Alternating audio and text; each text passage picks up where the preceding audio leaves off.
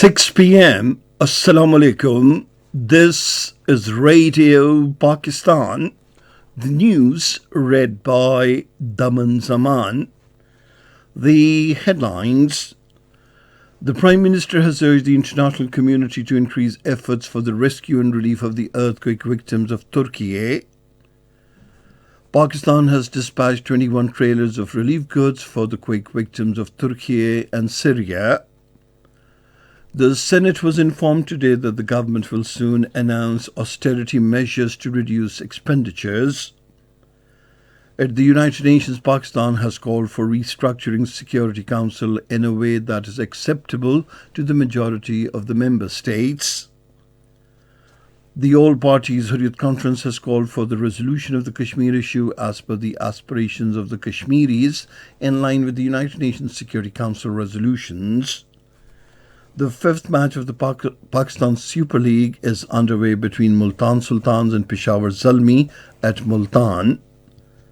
And now the news in detail. The Prime Minister Mohammad Shahbaz Sharif has urged the international community, including the Organization of Islamic Cooperation, to come forward for the rescue and relief of the earthquake victims of Turkey. He was speaking during a visit to the quake-affected areas of Adima in Turkey, where he also interacted with the quake victims and expressed solidarity on the part of Pakistan. The Prime Minister once again assured full support to the earthquake victims of Turkey. He said, "We stand by the people of Turkey." Shahbaz Sharif said Pakistan was earlier sending tents, blankets and foodstuff to Turkey. He said, "We have changed our strategy and now we will be focusing on sending winterized tents."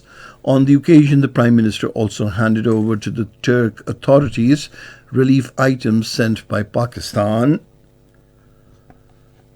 Prime Minister Shahbaz Sharif says the people and the government of Pakistan stand in solidarity with the earthquake-affected people of Turkey in this hour of grief and will not rest until they are rehabilitated. In an interview with TRT during his visit to Adiman today, he said he is in Turkey to sympathize with the bereaved Turkish brethren on behalf of the people of Pakistan and tell the world that we must join hands to bring Turkey out of this disaster. He urged the United Nations, the Organization of Islamic Cooperation and other world bodies to come forward and increase efforts for rescue and relief of the Turkish people as it is a matter of survival. The National Disaster Management Authority today dispatched 21 trailers of the National Logistics Cell carrying relief items for the earthquake-affected victims of Turkey and Syria via Taftan, Iran land route. A National Disaster Management Authority spokesperson said the authority, on the directions of the Prime Minister, mobilized the National Logistics Cell trailers that reached Taftan with relief items.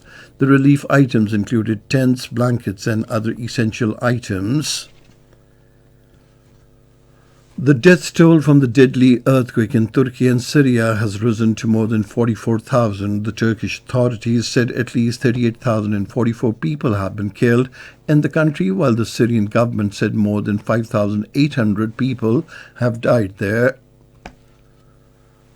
The Senate, which resumed its session at the Parliament House in Islamabad today with the Chairman Sadiq Sanjarani in the chair, discussed the Finance Supplementary Bill 2023. Participating in the debate, the leader of the opposition, Dr. Shahzad Wasim, demanded of the government to withdraw the supplementary finance bill, saying it will add to the woes of the common man. The leader of the opposition said salaried people are suffering from price hike. The Minister of State for Finance, Aisha Ghaus Pasha, has said the government will soon announce austerity measures to reduce expenditures. Speaking in the Senate today, she said the cabinet members belonging to the Pakistan Muslim League Nawaz have already announced not to withdraw their salaries. The House has now been adjourned to meet again on Monday at 11 a.m. The National Assembly, which resumed its session at the Parliament House in Islamabad today with the Speaker Raja Parvez Ashraf in the chair, held discussion on the Finance Supplementary Bill 2023. The bill proposed taxation measures of 170 billion rupees to meet the understanding reached with the International Monetary Fund for the Extended Fund Facility. The House has been adjourned to meet again on Monday at 5 p.m. The President, Dr. Arif Alvi, has invited the Chief Election Commissioner Sikandar Sultan Raja for an urgent meeting to consult on the dates of the general elections.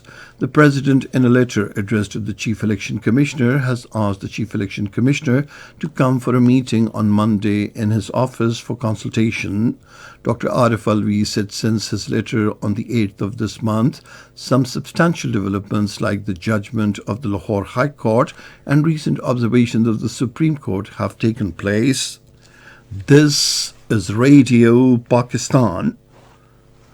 The Foreign Minister Bilawal Bhutto Zardari has arrived in Germany to attend the three-day Munich Security Conference 2023 beginning today.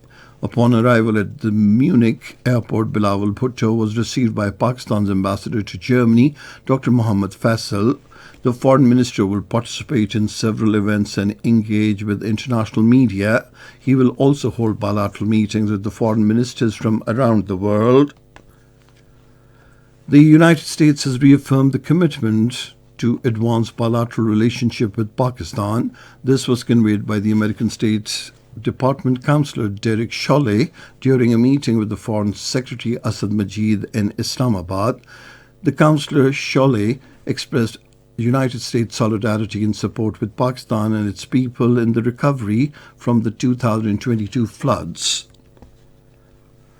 At the United Nations, Pakistan has called for evolving a model for restructuring the United Nations Security Council that should be acceptable to the majority of the member states. Pakistan's permanent representative to the United Nations, Munir Akram, while speaking at the meeting of the intergovernmental negotiations in New York, said any other course of action would lead to a dead end. The illegally detained all parties Hurriyat Conference Chairman Musarrat Alam Bhatt has said India, with its intransigent attitude, has been impeding the way for a just resolution of the internationally recognized Kashmir dispute for the last over 7 decades. According to the Kashmir Media Service, Musarrat Alam Bhatt, in his message from New Delhi's infamous Tihar jail, said the people of Kashmir have the right to seek a resolution of the Kashmir dispute as per their wishes and aspirations. Meanwhile, political activist engineer Nazir Yattu has started an indefinite hunger strike in Srinagar against the ongoing eviction drive launched by the authorities in the territory. Retired Mr. Justice Malik Muhammad Qayyum passed away in Lahore today. He was 79. The Prime Minister Muhammad Shahbaz Sharif has expressed deep grief and sorrow over the death of retired Justice Malik Muhammad Qayyum. The Punjab Governor Muhammad Balighur Rahman says the government is taking measures to provide conducive environment to foreign investors. Talking to a delegation of the overseas Pakistanis in Lahore today, he said Pakistan textile products have special place in the world markets due to their quality. The governor said employment opportunities will increase through foreign investment in the textile sector. A meeting of the Gilgit-Baltistan cabinet held in Gilgit with the minister Khalid Khurshid in the chair has approved the Local Self-Governance Act. The cabinet decided that Tehsil, union and district councils will be given ample resources and powers to solve local problems. The meeting also approved to appoint 4,000 teachers in colleges and schools. North Korea has warned for counteractions if South Korea and the United States carry out military exercises in the coming weeks. A spokesperson for the North Korea's foreign ministry accused Washington of stoking tension by conducting earlier drills which included American stealth fighters and a B-1B strategic bomber that can be equipped with nuclear weapons. Negotiations will start in a week on extending a United Nations-backed initiative that has enabled Ukraine to export grain from ports blockaded by Russia after its invasion. The Black Sea Grain Initiative, brokered by the United Nations and Turkey, last July allowed grain to be exported from 3 Ukrainian ports. And now cricket. The fifth match of the Pakistan Super League against Peshawar Zalmi in Multan. Multan Sultans were 5 runs for the loss of no wicket in 1 over a short while ago. Earlier, Peshawar Zalmi won the toss and elected to field first. Radio Pakistan is running live commentary on the match. And finally, the weather report. Mainly dry weather is expected in most parts of the country, while partly cloudy in upper parts during the next 12 hours. Light rain and drizzle is likely in Chitral, Dir and Gilgit-Baltistan. And that is the end of this news bulletin. For more news and analyses, log on to our website, radio.gov.pk, and you can also watch the live video streaming of our bulletins on the link facebook.com/Radio Pakistan News Official.